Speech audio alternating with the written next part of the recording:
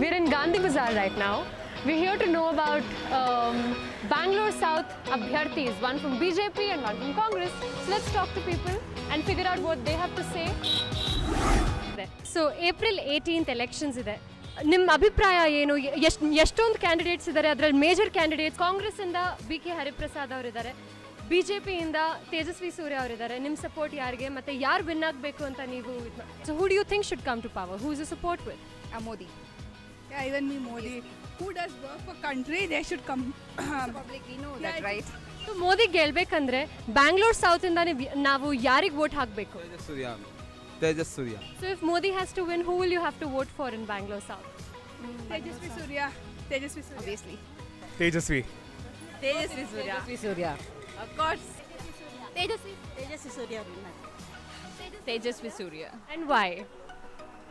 Because is suitable youngster and suitable ಆಗಿದ್ದಾರೆ ಅವರು. ತೇಜಸ್ವಿ ಸೂರ್ಯ ಅವರಿಗೆ ನಮ್ಮದು ಒಟ್ಟು. Basically, he is a youth leader. For that reason, he should come to power.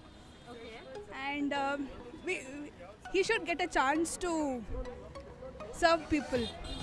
So for that reason only, he should come. Tejasvi Surya, the young leader. He represents lakhs and lakhs together of youth from here. So and he's a very good leadership. Ella qualities ಇದೆ ಅವನ ಹತ್ರ. So I think he should come. So ನಮ್ಮ vote ಯಾವತ್ತು ತೇಜಸ್ವಿ ಸೂರ್ಯಗೆ. ಒಳ್ಳೆ educated. Same ಅವ್ರು ಹೇಳ್ದಂಗೆ ಇನ್ನೂ ಚಿಕ್ಕ ಹುಡುಗ, ಮುಂದಕ್ಕಿನ್ನ ಮಾಡ್ಬೋದು. ಮತ್ತು ಒಳ್ಳೆ ಬ್ರಿಲಿಯಂಟ್ ಇದೆ, ಎಜುಕೇಟೆಡ್ ಮ್ಯಾನು. ಹಾಗಾಗಿ ಒಂದು ಹೈಕೋರ್ಟ್ ಲಾಯರ್ ನೋಡೋಣ ಅಂತ ಒಂದು ಅಭಿಪ್ರಾಯ.